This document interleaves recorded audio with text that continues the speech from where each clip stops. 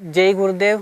ನನ್ನ ಎಲ್ಲ ಆತ್ಮೀಯ ಯೋಗ ಬಂಧುಗಳಿಗೂ, ಯೋಗ ಹಿತೈಷಿಗಳಿಗೂ ಹಾಗೂ ನನ್ನೆಲ್ಲ ಸನ್ಮಿತ್ರರಿಗೂ ಯೋಗ ಟಿಪ್ಸ್ ಕಾರ್ಯಕ್ರಮಕ್ಕೆ ಭಕ್ತಿಪೂರ್ವಕವಾದ ಸ್ವಾಗತವನ್ನು ಬಯಸ್ತಾ, ಇವತ್ತಿನ ವಿಷಯ ಚೆಸ್ಟ್ ಪೈನ್, ಎದೆ ನೋವು ಅಂತೀವಿ.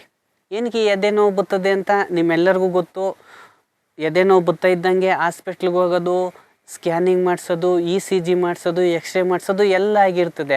ಈ ಸಮಸ್ಯೆಯಿಂದ ನೈಸರ್ಗಿಕವಾಗಿ ಹೊರಗಡೆ ಬರ್ಬೋದ? ನಾವು ಖಂಡಿತ ಹೊರಗಡೆ ಬರ್ಬೋದು.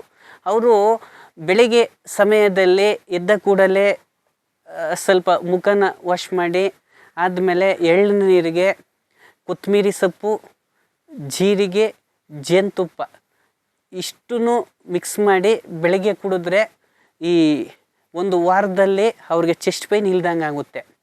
ಈ ಚೆಸ್ಟ್ ಪೈನ್ ಯಾರಿಗೂ ಬರಲೇಬಾರ್ದು, ಆರೋಗ್ಯವಂತರಿಗೂ ಕೂಡ. ಅವ್ರು ಏನು ಮಾಡಬೇಕು, ವಾರಕ್ಕೆ ಒಂದು 3-4 ಸರಿ ಆದ್ರೂ ದಾಳಿಂಬೆ ಹಣ್ಣನ್ನು ಅಂತ ಸೇವಿಸೋ ಅಂಥದ್ದು, ಮತ್ತು ಮಧ್ಯಾಹ್ನದ ಹೊತ್ತು ಮಜ್ಜಿಗೆ ಅನ್ನ ತಿನ್ನೋ ಅಂಥದ್ದು, ಅಥವಾ ಅನ್ನ ಇಲ್ಲಾಂದರೆ ಮಜ್ಜಿಗೆನ ಸೇವಿಸೋ ಅಂಥದ್ದು. ಮಜ್ಜಿಗೆಗೆ ಎಕ್ಸ್ಪೆಷಲಿ ಏನೇನು ಹಾಕೊಬೇಕು ಅಂದರೆ, ಒಂದು ಮಜ್ಜಿಗೆಗೆ ಕೊತ್ತಂಬರಿ ಸೊಪ್ಪು, ಪುದೀನ, ಮೆಂತ್ಯ ಸೊಪ್ಪನ್ನು ಇದಕ್ಕೆ ಆ್ಯಡ್ ಮಾಡಬೇಕಾಗುತ್ತೆ.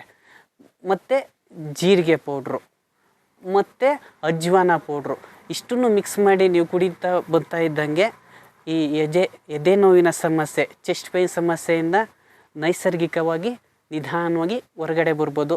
ಅದ್ರ ಜೊತೆಯಲ್ಲಿ ಸಾಧ್ಯ ಆದರೆ ನಿಮ್ಮ ಹತ್ತಿರದ ಯೋಗ ಕ್ಲಾಸಿಗೆ ಸೇರ್ಕೊಳ್ಳಿ. ಯೋಗವೇ ಎಲ್ಲ, ರೋಗವೇ ಇಲ್ಲ. ಯೋಗ ನಡಿಗೆ, ಆರೋಗ್ಯದ ಕಡೆಗೆ. ಜೈ ಗುರುದೇವ್.